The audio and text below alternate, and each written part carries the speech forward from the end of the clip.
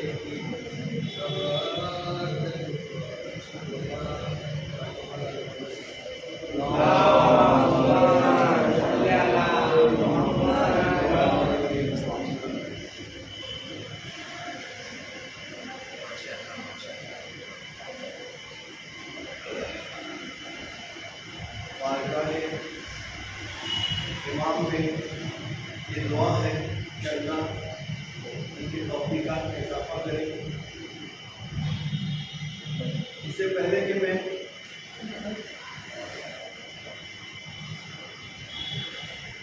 Programme की अगले मरहले में आऊँ, जो कि एक तकरीब है, उसमें हिस्सा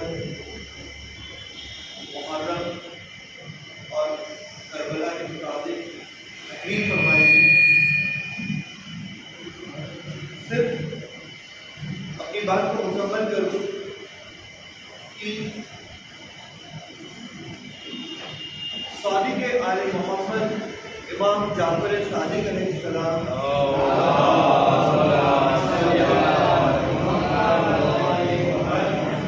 इमाम सादिक अलैहिस्सलाम की खिदमत में एक सहाबी, उनका एक सहाबी दाऊद रकी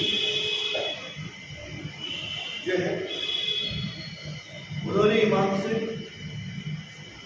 वो इमाम के साथ बैठे थे। दाऊद रकी जो सहाबी थे और जिक्र चल रहा था पानी पीने का। उस वक्त मैं आपको मफ़हूम में बता रहा हूँ कि इमाम ने अपने सहाबी दाऊद रकी से कहा कि जो कोई शिया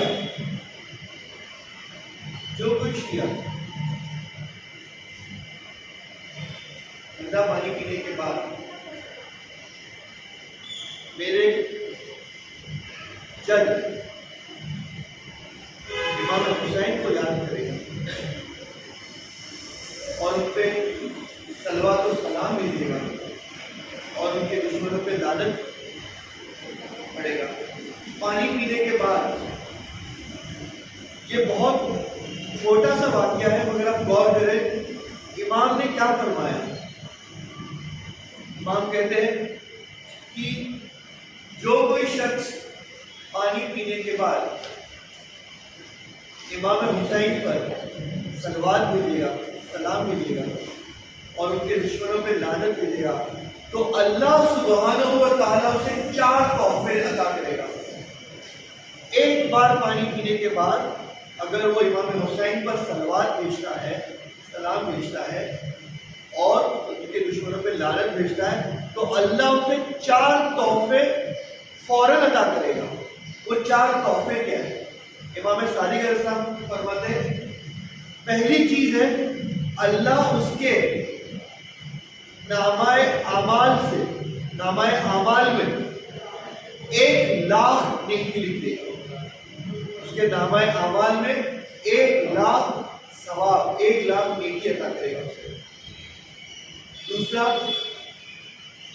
अल्लाह उसे उसके नामाए आमाल से जो गुनाहों से भरा हुआ है, अल्लाह उसके 1,00,000 गुनाह माफ करेगा। तीसरा, इस अमल की बिना पर कि पानी पीने के बाद वो इमाम हुसैन को याद कर रहा है, उन पर सलवात व सलाम भेज रहा है और उनके दुश्मनों पे लानत भेज रहा है, जन्नत में अल्लाह उसके 1,00,000 दर्जात को बढ़ा देगा। और चौथा तोहफा ये है उस मोमिन के लिए कि इमाम फरमाते जब वो कब्र से उठाया जाएगा तो उसका चेहरा पुरनूर होगा, नूरानी होगा, सूरज की तरह पुरनूर नूरानी चेहरा होगा उसका। सिर्फ एक बार पानी पीने के बाद एक बार सलवात भेजना है इमाम हुसैन पर। आप अपनी हिंदी में भी भेज सकते हो, उर्दू में भेज सकते हो। या अल्लाह इमाम अस्सलामु अलैका या वहाबिल्लाह अल्लाहुम्मा ला यज़ीद। जिस तरह आपको अच्छा लगता है आप पढ़े, अरबी में पढ़े, उर्दू में पढ़े, जो आपकी जबान में जो आसानी है, इंग्लिश में पढ़े, नो प्रॉब्लम, हिंदी में, उर्दू में, मगर पानी पीने के बाद ये याद है कि इमाम हुसैन की याद को ताज़ा करें। और ये सवाब इमाम सादिक अलैहिस्सलाम ने सिर्फ एक बार पानी पी, यानी अगर आप दिन में 10 मरतबा पी रहे आपके 10 लाख दर्जात बढ़ाएगा। 10 लाख गुनाह माफ हो जाएंगे आपके। अगर इतने गुनाह नहीं है तो अल्लाह उसे नेकी की तकलीफ देगा। 10 लाख नेकियां लिखी जाएगी और आपका चेहरा दूर अला दूर जो है। इसी के साथ हम बहुत ही अदब और एहतराम से गुजारिश करते हैं, रिस्पेक्टेड अजीम तरह से कि वो यहाँ आए और करबला की याद को ताज़ा करें, एक बुलंद सलवात पढ़ें।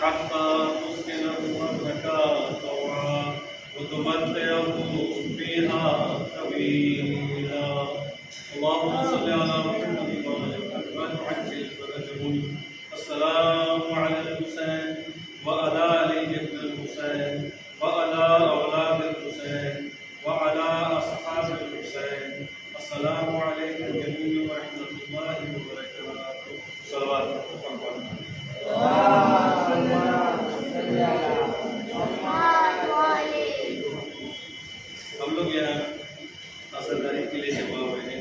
इस्तकबाल आज़ा कह लीजिए इसको, क्योंकि आज शाम रात है, कल से आज से पहली बल्कि शुरू हो। हमें कुछ बारीकियों पर थोड़ी सी तवज्जो करना है कि आज़ादारी क्या है। आज़ा कहते हैं किसे? आपने एक लफ्ज़ सुना होगा रवादारी, उसी तरह है आज़ादारी। रवादारी कहते हैं एक दूसरे से मिलना जुलना।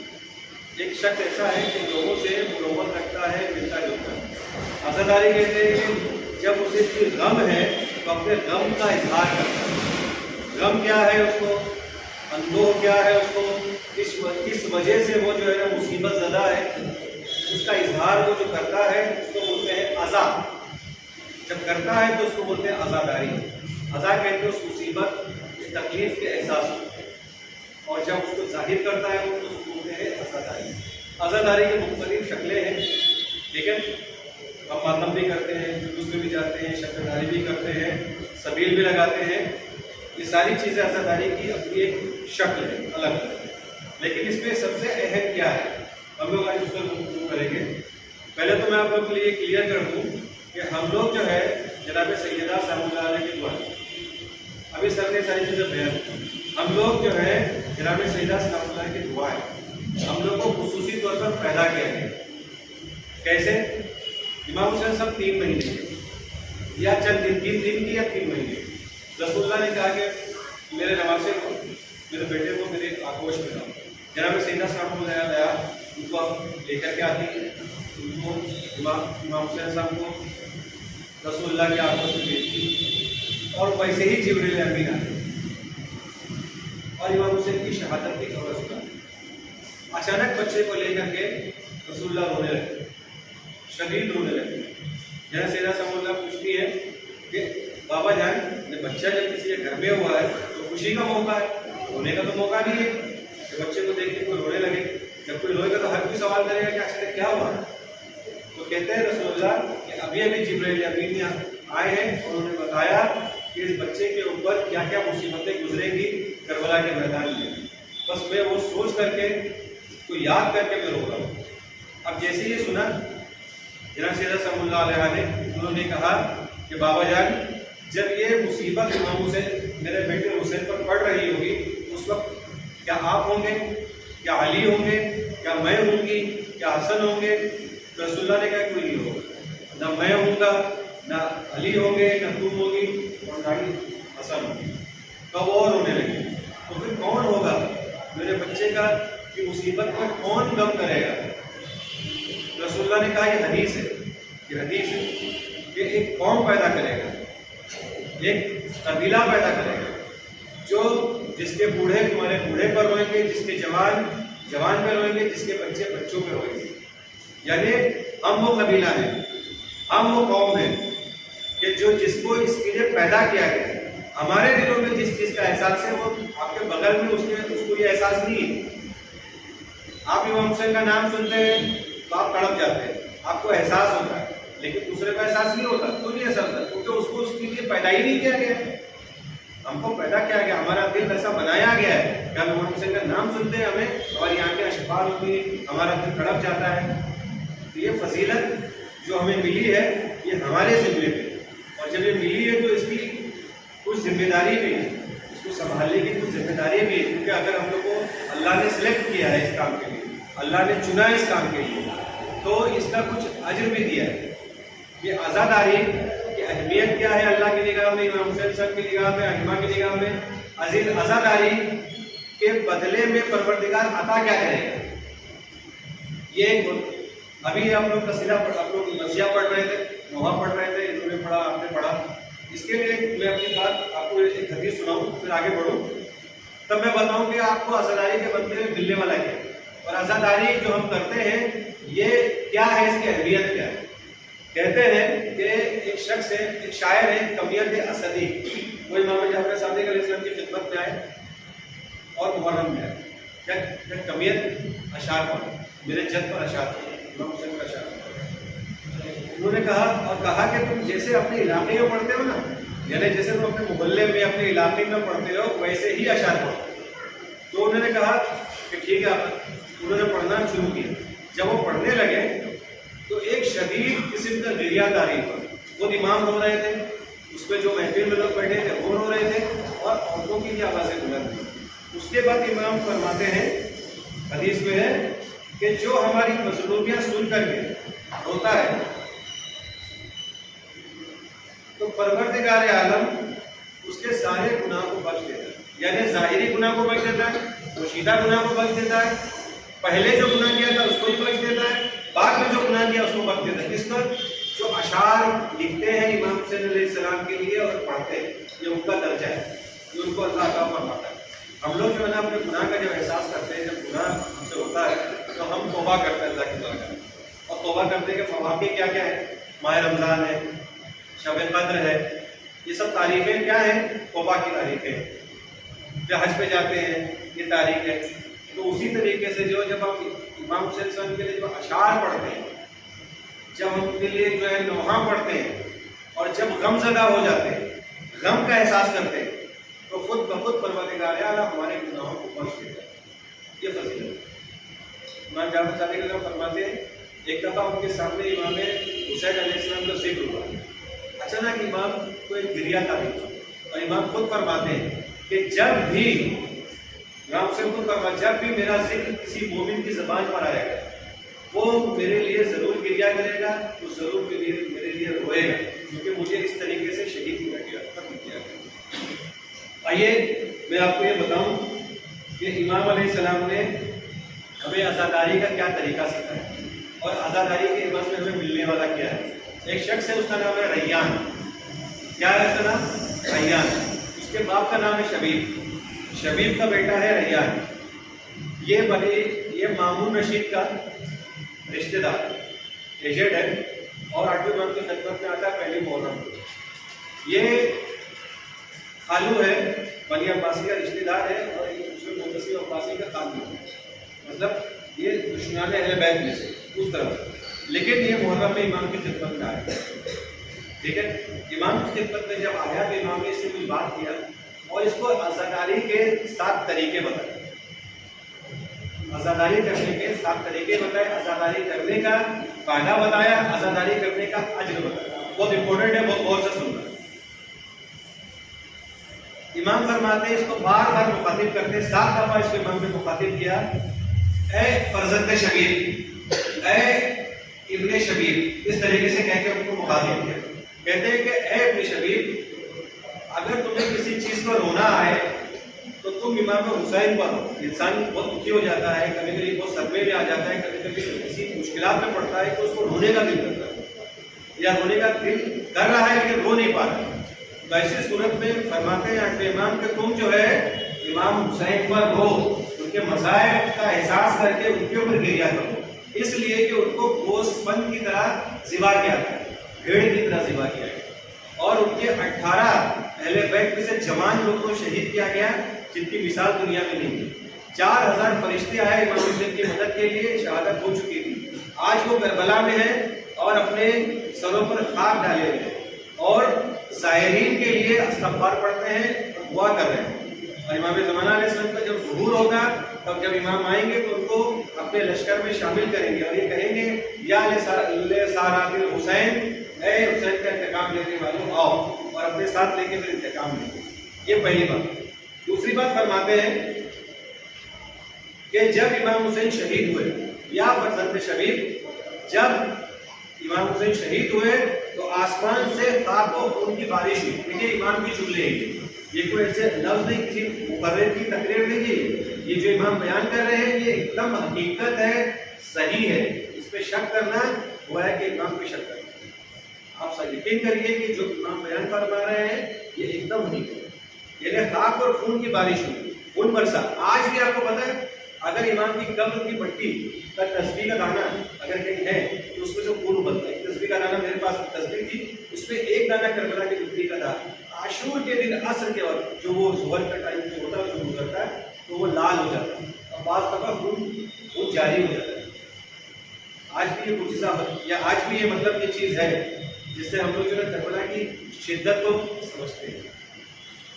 तीसरी बात फरमाते हैं, बहुत इंपॉर्टेंट है, ए फर्जंद शबीर, जब तुम गिरिया करो तुम्हारे आंसू तुम्हारे रुखसार पर बह के आ जाए, उनकी मुसीबत का एहसास करो तो खुदावंद आलम तुम्हारे छोटे बड़े गुनाहों को माफ कर दे, चाहे बहुत ज्यादा, चाहे थोड़े हो चाहे बहुत ज्यादा, माफ कर देगा, मुसीबत माफ कर देगा। चौथी बात फरमाते हैं, ए फर्जंद शबीर, जब अगर चाहते हो कि खुदा से मुलाकात करो, जब खुदा से मुलाकात करो क़यामत में और तुम्हारे जिम्मे कोई गुनाह ना हो तो इमाम हुसैन की ज़ियारत को जाओ करबला। पांचवी बात, अब पांचवी बात जो है ना यहाँ से कुछ चीजें हमसे जुड़ी हुई। पांचवी बात में कहते हैं, ए फर्जंद शबीर, अगर तुम चाहते हो कि जन्नत में ऊंचे मकाम पर रहो तो कातिलाने हुसैन पर लानत करो, कातिलाने हुसैन पर लानत करो। अल्लाह कतलतल हुसैन व असहाबी, अल्लाह लानत करे इमाम हुसैन के कातिलों पर, अल्लाह लानत करे इमाम हुसैन के कातिलीन पर। ये जुमला आपकी ज़बान पर होना चाहिए। अब ये बताइए कि सबसे बेहतरीन तरीके से लानत पढ़ने का क्या तरीका है? कोई बता सकता है? लानत पढ़ने के लिए सबसे बेहतरीन तरीका है कि आप जाकर आशुरा पढ़िए। आज पहली शब है, ठीक है, आज से शुरू करिए 2 महीना 8 दिन, रोज जाकर आशुरा पढ़िए। इससे बेहतर लानत करने का आपको कोई तरीका इमाम ने जो सिखाया वो नहीं मिले। आप एक पढ़ेंगे एक अलग चीज, लेकिन जो तरीका इमाम ने सिखाया है हदीस कुदसी में, वो ज़ियारत आशुरा, अगर उसको आप पढ़ेंगे तो वो ज़ियारत अल्लाह की बारगाह में कबूल है। हमारे ऐसे भी कबूल है और कई गुना कबूल है, क्योंकि अल्लाह की तरफ से वो ज़ियारत आशुरा नाजिल हुई। हदीस कुदसी का मतलब जिसको जो कुरान में शामिल नहीं है, लेकिन कुरान के बाद उसकी अहमियत कुरान की इतनी है। तो ज़ियारत आशुरा अगर आप पढ़ सकते हैं तो पाबंदी से ज़ियारत आशुरा पढ़िए। उसके बाद एक बहुत ही इंपॉर्टेंट छठी बात, ए फर्जंद शबीर, अगर तुम चाहते हो कि तुम्हारा दर्जा शोहदाए करबला के बराबर हो, शोहदाए करबला कौन है? 72 शोहदा ने जो इमाम हुसैन साहब के ऊपर अपनी जान कुर्बान की है करबला के मैदान में, 3 दिन के भूखे प्यासे, एक की शादी एक रात को हुई है, दूसरे दिन वो इमाम हुसैन की शहादत, अपनी शहादत को उसने पेश किया लहवे कल्बी। जो 2 दिन 3 दिन पहले वो ईसाई थे, मुसलमान हुए, अपनी जान कुर्बान की और शादी हुई थी, 2 दिन के दूल्हे थे वो दर्जा हमें यहाँ बैठे बैठे कैसे मिलेगा? वो दर्जे तक तो हम कैसे नहीं पहुँच सकते ना, उस दर्जे तक तो हम नहीं पहुँच सकते। लेकिन हम तो कोई ऐसा मौका, कोई ऐसा महल तो नहीं, जब इमाम का ज़ुहूर होगा तभी ये मौका बनेगा। लेकिन आज भी इसके लिए दरवाज़ा अल्लाह ने बोल दिया कि अगर आप एक जुमला कहते हैं, इमाम क्या फरमाते हैं कि अगर तुम ये कहते हो या लैतनी कुन्तु माहुम फअफूज़ माहुम, काश कि मैं करबला में होता और इमाम हुसैन पे अपनी जान फिदा करता। ये जुमला जो है आप कहाँ पढ़ते हैं? ये जुमला आप लोग कहाँ पढ़ते हैं तो बता सकता है? ये जुमला हम लोग पढ़ते हैं ज़ियारत वारिसा में। ज़ियारत वारिसा हर जुमेरात को ये ज़ियारत वारिसा है, ये सामने तख्ती लिखी हुई है, ये ज़ियारत वारिसा। ये ज़ियारत वारिसा में जो जुमला है आखिर में या लैतनी कुन्तु माहुम फअफूज़ा फौज़न अज़ीमा, जुमला थोड़ा आगे पीछे अरबी में। ये जुमला जब हम बोलते हैं अपनी ज़बान से अदा करते हैं, परवरदिगार आलम हमें शोहदाए करबला का सवाब अता फरमाता है। अब ये ज़ियारत वारिसा की क्या अहमियत है और इसे हमें कब पढ़ना चाहिए? ज़ियारत वारिसा के लिए इतने मुजिज़ात, इतनी करामात है कि जो ज़ियारत वारिसा की पाबंदी करता है और जब वो मर जाता है तो इमाम हुसैन कब्र में उसकी ज़ियारत पाते हैं। कब्र में ऐसे बहुत सारे वाक़यात हैं कि मरे और कब्र में अज़ाब हो रहा था, लेकिन उस एक खातून जो ज़ियारत आशूरा ज़ियारत वारिसा पढ़ती थी, जब वो मरी कब्र में और गई इमाम हुसैन जब उसकी ज़ियारत के लिए आए तो बाकी लोग पे अज़ाब कर लिया। ये ज़ियारत वारिसा है, हर जुमेरात को पाबंदी के साथ पढ़ना चाहिए ज़ियारत वारिसा। और ये जुमला जब आप अदा करेंगे, एक शख्स करबला के मैदान में गया, करबला में गया ज़ियारत के लिए इमाम हुसैन की, और ये नियत करके गया कि मैं इमाम ज़माना अलैहिस्सलाम से मुलाकात करना चाहता हूँ, इस ज़ियारत पे मेरी मुलाकात इमाम से हो जाए। ये नियत करके निकला और करबला में पहुँचा, इमाम की ज़री के बाहर पहुँचा और उसने सोचा कि जब भी मैं ज़ियारत के लिए आता हूँ ना तो कोई अरब आता है और वो अरब जो है कहता है कि बुलंद आवाज़ में ज़ियारत करो, क्योंकि बहुत सारे अरब जो है पढ़े लिखे नहीं, अरबी जानते हैं, समझ में आता है, लेकिन टेक्स्ट पढ़ नहीं सकते, तो कहते हैं कि तुम पढ़ो जोर जोर से ताकि हम तुम्हारे साथ पढ़ें। ये कहता है कि जब मुझसे कोई कहता है पढ़ने के लिए तो मैं थोड़ा सा डिस्टर्ब हो जाता हूँ। मैं चाहता हूँ कि फिर मुझे छोटी ज़ियारत पढ़ना होता है, लेकिन मैं चाहता हूँ बड़ी ज़ियारत पढ़ूँ, मुफस्सल ज़ियारत पढ़ूँ, ज़्यादा जामिया पढ़ूँ, लेकिन मैं ये कर नहीं पाता। नियत करके करबला में इमाम की ज़री के बाहर पहुँचा और उसने चाहा कि मैं इसमें तफूल पढ़ूँ, बड़ी ज़ियारत पढ़ूँ। वैसे ही एक अरब आए, उन्होंने कहा कि बुलंद आवाज़ में पढ़ो। अभी दिल में सोचा कि मैं सोच ही रहा था कि कोई ना आए और मैं सुकून से ज़ियारत पढ़ूँ, लेकिन फिर ये अरब लेकिन उनके ज़हन में दिल में आया कि ज़ाहिर इमाम हुसैन है, मुझे अपने दिल को नहीं करना चाहिए, बल्कि इसने दुखों उसने पढ़ा, थोड़ी सी उसने दुखों पढ़ा और दोनों ज़री में दाखिल हुए, ज़री के पास गए और फिर इसने खुद पूछा अरब से कि मैं कौन से ज़ियारत पढ़ूँ। अरब ने कहा कि ज़ियारत वारिसा पढ़ो। उसने ज़ियारत वारिसा पढ़ना शुरू किया, अस्सलाम वालेकुम या वारिसा आगमा सफ़तल्ला, ये अपनी ज़ियारत है। और आखिर में जुमला जो है बीच में कि सारा वक्त सारे ही मौजूद, ये जुमला जब आया तो उस अरब का गिरिया एकदम बुलंद हो, और इमाम हुसैन के खून का बदला लेने वाला, अल्लाह के ज़िम्मे है, शदीद गिरिया बुलंद हुआ और ये जो शख्स था ये भी रोने लगा। इतना रोए कि ज़ियारत को मुकम्मल करना उनके लिए मुश्किल हो गया। जब ज़ियारत इसी तरह जब मुकम्मल हुई तो उन लोग गए 2 रकात नमाज़ पढ़ने के लिए। ये शख्स भी गया, 2 रकात नमाज़ पढ़े, 2 रकात नमाज़ पढ़ के जब उठा तो इसने चाहा कि मैं उस अरब से कहूँ कि तुम इसके बाद एक बड़ी दुआ है जो कबूल होगी, इसको पढ़िए। 2 रकात नमाज़ पढ़ा, बस वो ये सोच करके उठा और देखा कि वहाँ पर कोई अरब नहीं है। वो भागने लगा, तवाफ करने लगा ज़री के अतराफ में, यहाँ वहाँ के अरब गए कहाँ। फिर वो चप्पल रखने वाले के पास गया, उसने कहा कि यहाँ कोई अरब रह गया, ताकि असलन कोई अरब यहाँ आए ही नहीं जो जाएंगे। अब उसके दिमाग में आया कि इमाम ने मुझसे अपनी ज़ियारत करा दी और ज़ियारत भी करा दी और ज़ियारत भी पढ़ने का मुझको मौका दे दिया, लेकिन अचानक इसको एक सदमा हुआ कि मैं इमाम की ज़ियारत ऐसे नहीं करना चाहता। मैं चाहता था कि इमाम को की ज़ियारत ऐसे करूँ कि मैं इमाम को पहचान रहा हूँ। अब वो ज़रिए पकड़ता है, वापस जाकर के इमाम से गिरिया करता और कहता है कि अब अगर मुझे दोबारा इमाम की ज़ियारत नहीं होगी तो मैं ज़रिए नहीं छोड़ूँगा, और रोने लगता है। लेकिन फिर अचानक देखता है कि हाथ में गुजरता टच करके कहते हैं कि असल का दुआ कि मेरे लिए दुआ करो। बस ये जैसी पलट के देखता है वहाँ कोई नहीं था, यानी वो हाथ का इशारा था कि इमाम ने दोबारा तुझे मौका दिया, लेकिन इसको ये एहसास हुआ कि मैं इस काबिल नहीं था कि इमाम को सामने सामने उस तरीके से रिकग्नाइज करके ज़ियारत करूं। लेकिन यहाँ इमाम ने अपनी मुलाकात भी कराया, ज़ियारत भी हो गई। और यहाँ हमारे लिए एक दर्स ये है कि ज़ियारत वाले साथ खुद इमाम ने पढ़ने के लिए कहा। तो ये जुमला जिसमें फ़या बेहतरीन नसीमा कि मैं काश में करबला में इमाम हुसैन पर अपनी जान कुर्बान करता और इस अजीम कामयाबी पर पहुँचता। ये जुमला ज़ियारत वारिसा में है। अगर ज़ियारत वारिसा हम अगर हर जुमला को पढ़ते हैं तो ये जो शुहदाए करबला के बराबर का सवाब हमें हासिल होगा। ये आगे हमने फरमाया। आखिरी बात वो कहते गए फर्जंद शबीर, अगर चाहते हो कि बहिश्त में हमारे साथ हो, यानी हमारे मकाम पर हो, तो हमारे गम में गम। अब देखो ये इंपॉर्टेंट चीज़ है कि ये आज़ादारी का फ़ायदा पहुँचेगा कि नहीं? ये आज़ादारी का फ़ायदा पहुँचेगा सिर्फ 12 इमाम के मानने वालों, 12 इमाम के मानने वालों। आज़ादारी बहुत लोग करते हैं, आप समझे, सबको अल्लाह की तरफ से जो मिलना मिल जाएगा। लेकिन यहाँ जो है, जो ये सारी बेनिफिट जो मैंने गिनाया, ये सब इमाम ने गिनाया 6 की 6। 7वें इमाम ने आकर के असल बात बयान की, क्योंकि ये दुश्मन का आदमी है जिसको इमाम बयान फरमा रहे हैं। आज़ादारी की अहमियत बताई इमाम ने, आज़ादारी का सवाब बताया इमाम ने।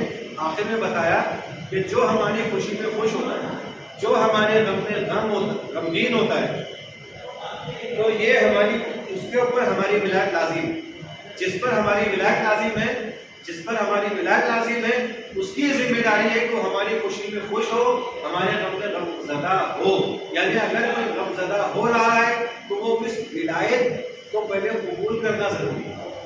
गमज़दा है तो विलायत जो है ना, इसकी होना चाहिए, विलायत से मुतमस्सिक होना चाहिए, उनकी विलायत को कबूल करना चाहिए।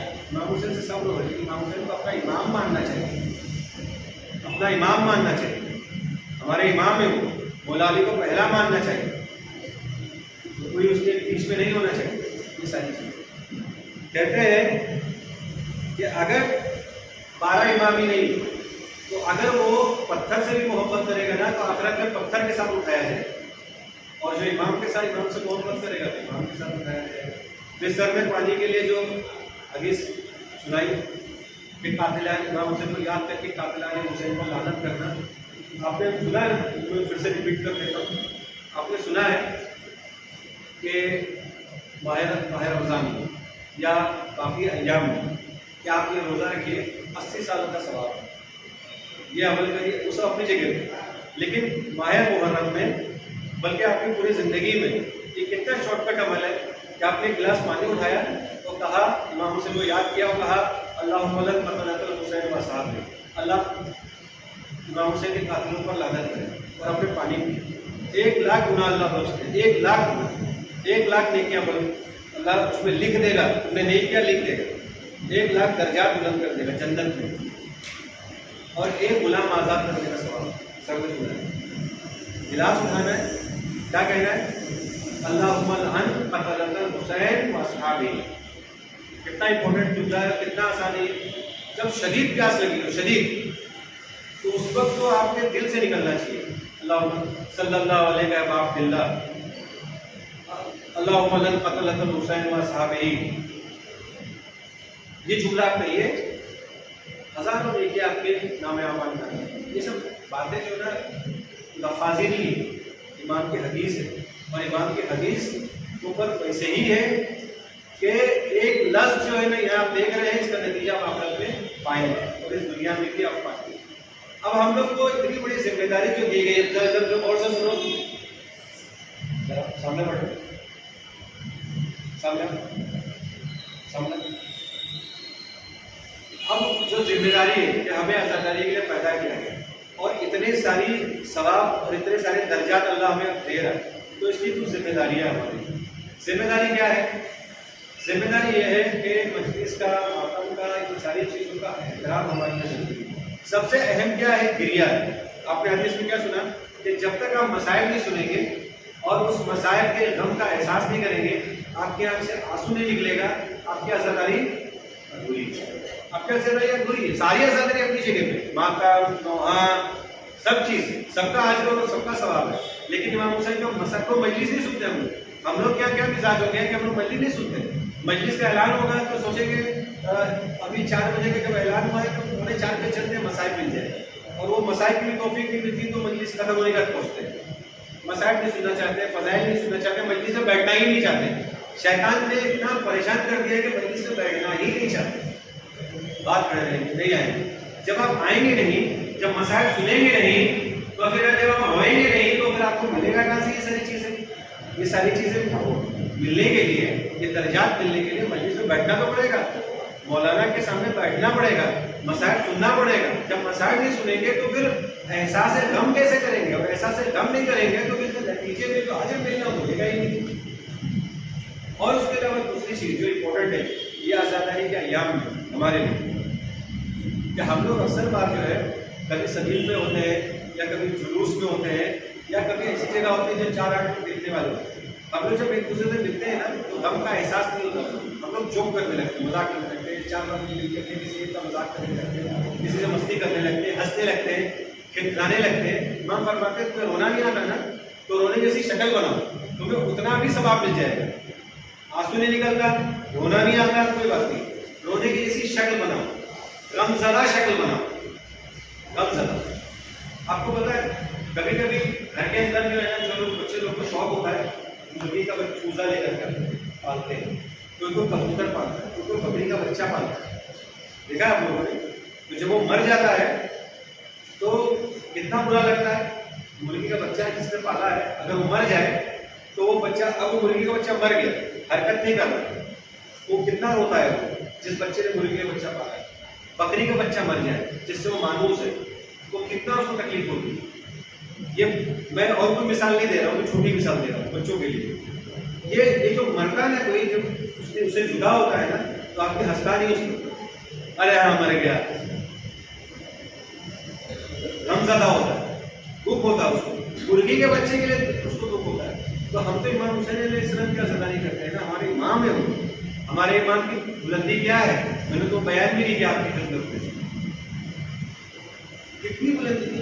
रसूलुल्लाह उनके लिए जो है ना घोड़ा बन रहा है, रसूलुल्लाह के लिए घोड़ा बन रहा है। असाब आते हैं कंधे पे बिठाते हैं, जब कोई गलती करते हैं तो रसूल से कहते हैं कि रसूलुल्लाह मेरे बच्चों के लिए हमें माफ़ कर दीजिए। कितना बुलंद मर्तबा है। करबला के मैदान में 3 दिन का भूखा प्यासा शहीद किया गया है इमाम हुसैन को, तो उनके लिए हमें गमज़दा नहीं होना चाहिए। लेकिन हम क्या करते हैं कि जब अकेले होते हैं ना तो जोक सुनाते हैं, मजाक करते हैं, फिर खिलाते हैं, उसको कमेंट्स करते हैं, 4 आदमी मिलकर एक का मजाक करते हैं। ये सब चीज़ें जो है ना 2 महीना 8 दिन तो अपने हमारे साथ नहीं रहना चाहिए। इस 2 महीना 8 दिन तो हमें गमज़दा रहना चाहिए। खुसूसी तौर पर उस वक्त तो रहना चाहिए जब हम किसी मजलिस में है, किसी मातम में है, किसी नौहे में, उस वक्त तो हमें रहना चाहिए। और एक बात, एक शख्स था इराक में, हलब में, वो मजलिस का उसने मजलिस मुनक्किद किया और चाय वगैरह का बंद रखा। सब लोगों ने मजलिस के बाद मजलिस सुना, तबरुक लिया, चाय पिया और गिलास को इधर उधर रख के चले गए। एक शख्स जो है बहुत मोजिज़ शख्स था, पैसे वाला था, वो आया और उसने सारे गिलास को समेटा और ले जाके एक जगह रख दिया। उसने गिलास को एक जगह ले जाकर के रख दिया और रात में जिसने मजलिस का इंतजाम किया था उसने बाप में इमाम हुसैन को देखा कि इमाम हुसैन इस्लाम आए, सारे लोग बैठे हुए हैं।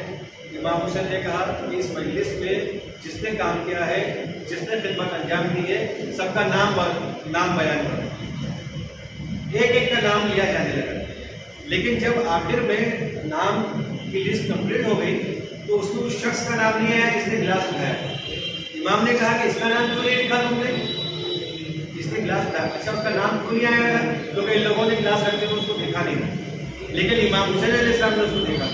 कि हम अगर आज़ादारी में कोई काम करते हैं, आज़ादारी में अगर एक मैच सही करते हैं, आज़ादारी में अगर हम कोई झाड़ू लगाते हैं, आज़ादारी में अगर हम किसी की चप्पल पूछ करके रखते हैं, तो सारी चीज़ें ईमान की निगाह में।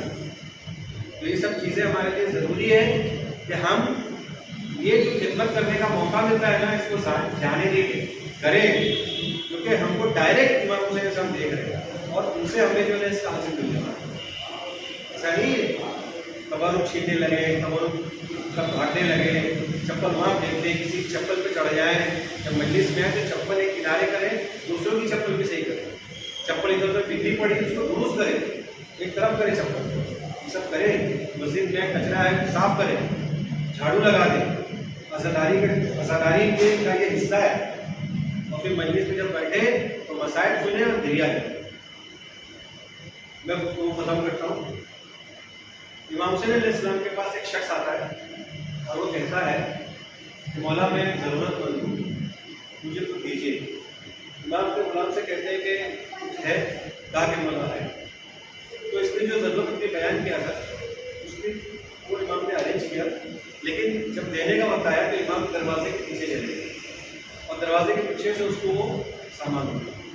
तो वो कहता है कि मौला दरवाजे के पीछे से क्यों दे रहे हैं? ताकि मैं जो तुम्हें दे रहा हूँ ये हो सकता है कि तुम्हारी ज़रूरत तक ना हो, और दूसरे ये कि मैं तुम्हारे चेहरे की पशेमानी देखना नहीं चाहता। जब इंसान किसी से कुछ चीज़ लेता है ना तो चेहरा उसका जो है ना किसी के पशेमानी में थैंकफुल सामने वाले का शुक्रिया अदा करने वाले अंदाज में उसके चेहरे पे एक अजीब भाव होता है, एक असरात मुरतब होते हैं, जो उसको जो है ना इमाम कहते हैं कि मैं वो तेरा चेहरा उस तरीके वाला भी देखना नहीं चाहता कि तुझे एहसास हो कि मैं तुझे दे नहीं, उसको एहसास कमी एहसास ना हो, यानी किसी किस्म की कमी का एहसास ना हो कि मैं ले रहा हूँ तो सामने वाला जो है जब मुझे दे रहा है तो मैं जिल्लत का एहसास करें, सामने वाला मुझे मेहरबानी करता है।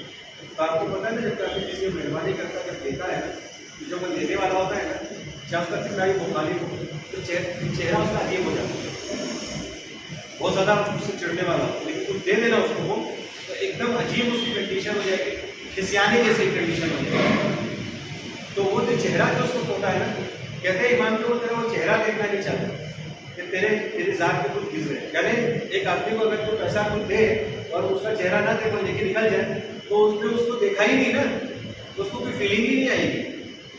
लेकिन जब इमाम ने उसको दिया दरवाजे के पीछे से, तो जब ये कहा कि मैं नहीं देखना चाहता हूँ, तो उसने जुमला कहा, कहते मौला क्या ऐसा सखी हाथ मिट्टी के नीचे जाएगा, दफन होगा? ये कहता है कि इतने सखी को मरना नहीं चाहिए, इतने सखी को मौत नहीं आना चाहिए, उसका ये एहसास था। और यही सखी इमाम हुसैन अलैहिस्सलाम जो दुनिया को बांटा, आज करबला के मैदान में अली असगर अलैहिस्सलाम के लिए पानी तलब करता है, दूध खुश हो गया, प्यासे हैं, और जल्दी जमीन पर अली असगर अलैहिस्सलाम को लिटा दिया। तो कहा कि अगर समझते हो कि मैं इस बच्चे के बहाने पानी पी लूंगा तो दो में से जमीन पर लिटा देता हूँ, तुम और उसको पानी पिला के चले जाओ। लेकिन उन लोगों ने क्या किया, वो छुपा करके रोने को लगे, लेकिन उसमें से एक शकी ने जो तीर चलाया तो इतना बड़ा वो तीर था कि अली असगर अलैहिस्सलाम 6 महीने के थे, छोटे से तो जब गले में तीर लगा है तो 3 हिस्सा गर्दन कट गया और एक हिस्सा ऐसे गर्दन जुड़ी थी और तीर जाकर के मन के शाने में पेवस्त हो गया। इतना बड़ा तीर, वो तीर जाकर के पेवस्त हुआ, जनाब अली असगर के गले से खून निकला। इमाम ने उसे आसमान की तरफ बुलंद करना चाहा, जमीन की तरफ डालना चाहा। आसमान से सदा आई कि बारिश नहीं होगी कयामत तक, जमीन से सदा आई कि अनाज नहीं होगा। इमाम हुसैन ने अपने चेहरे में मला कि मैं इसी तरह रसूलुल्लाह के सामने जाऊंगा और कहूंगा कि इस उम्मत ने मेरे साथ क्या किया, ये उम्मत ने मेरे साथ क्या मुश्किलात पेश खड़ी की। बहरहाल इमाम हुसैन अलैहिस्सलाम ने जनाब अली असगर अलैहिस्सलाम के लाशे को लिया, तैबे की तरफ आए और उनकी वालिदा ने जब उस लाश को देखा तो कहा कि क्या ऐसे बच्चे भी ऊँट की तरह ज़िबा किए जाते हैं, ऊँट की तरह दहन किए जाते हैं? तो ये मुसीबत जो इमाम हुसैन पर आई तो ऐसे सखी इमाम हुसैन कि आज करबला में अली असगर के लिए उन्हें पानी का तलब करना पड़ा। अल्लाह लानत करे ज़ालिमीन पर, कातिलीन पर।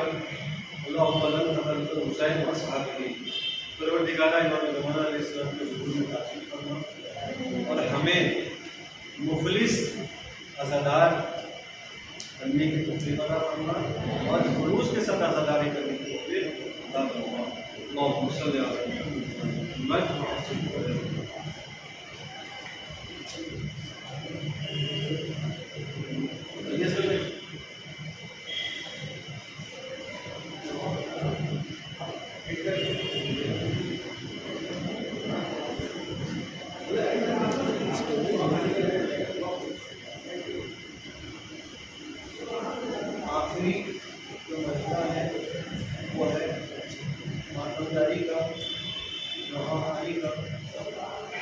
गुजारिश करूँगा बिरादर से वो आए और फिर बड़े इमाम में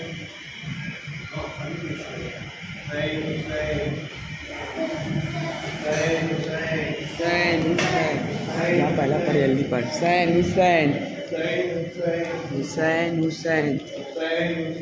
हुसैन हुसैन हुसैन भाई हुसैन हुसैन हुसैन हुसैन हुसैन हुसैन हुसैन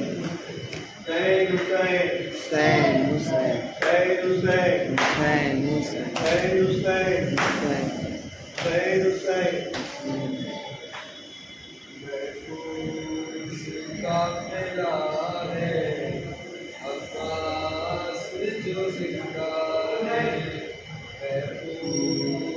काफिला है अब्बास जो जिंदा है, अभी दूर करबला है, अभी दूर करबला है, अब्बास जो जिंदा है,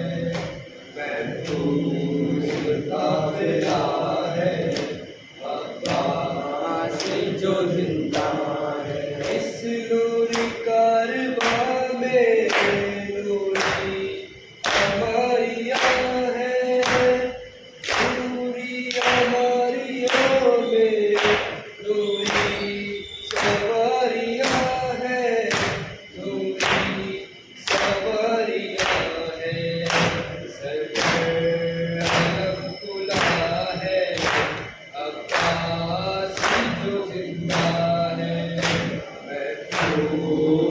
काफिला है अब्बास जो जिंदा है, महरमों का मजमा हट हट के है गुजरता, मेरे बेवफा के तय हो रहा है रास्ता, तय हो रहा है रास्ता, क्या शान दबदबा है अब्बास जो जिंदा है, महफूज काफिला है अब्बास जो जिंदा है, अब्बा जी जैसा भाई सालार कारवां है, बोले हुसैन मुझको फिर कोई गम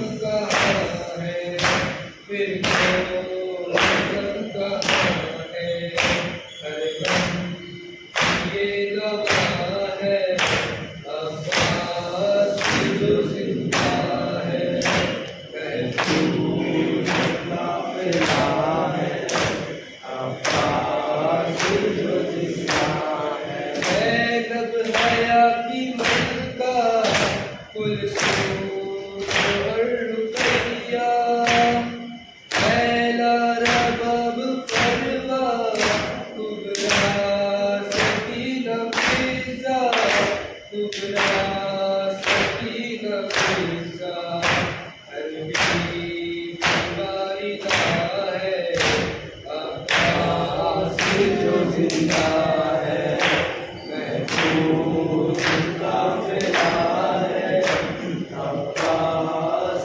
जो जिंदा है।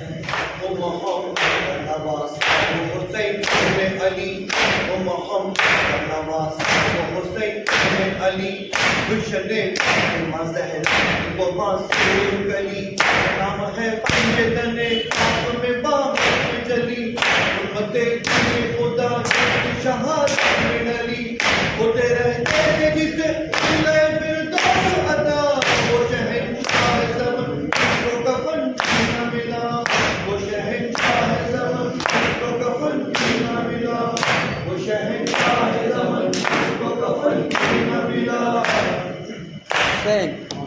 वो शहंशाह ज़मान जिसको कफन भी न मिला, डूबरो जो अपना कोई मर जाता है, डूबरो जो अपना कोई मर जाता है, कशबे युवा का कफन आता है, और तरस आके उसे कोई भी दफनाता है, ताज़ियत के लिए दुश्मन भी चला आता है। आए अफसोस जिगर रोशन महबूब खुदा, वो शहंशाह ज़मन जिसको कफन भी न मिला, वो शहंशाह ज़मन जिसको कफन भी न मिला। आए इमाम अली डूबी हुसैन इब्ने अली, आए इमाम अली डूबी हुसैन इब्ने अली, आई की काश के मज़दूर बहन रो न सकी, काश उइया के लहू के फलक रोती थी, कलमा पढ़ते थे पैगंबर और हंसते थे शकी, लाश पर करती थी गम और ये देती थी सदा, वो शहंशाह ज़मन जिसको कफन भी न मिला, वो शहंशाह ज़मन जिसको कफन भी न मिला। परचमे हज़रत अब्बास उठाने वाले, परचमे हज़रत अब्बास उठाने वाले, रहे आका के आज़ाद शान सजाने वाले, असलामत रहनों को सुनाने वाले, गम सरोवर में है जो अश्क बहाने वाले, फातिमा ज़हरा उन्हें उम्र में देती है दुआ, वो शहंशाह ज़मन जिसको कफन भी न मिला, वो शहंशाह ज़मन जिसको कफन भी न मिला, वो शहंशाह ज़मन जिसको कफन भी न मिला, वो शहंशाह ज़मन जिसको कफन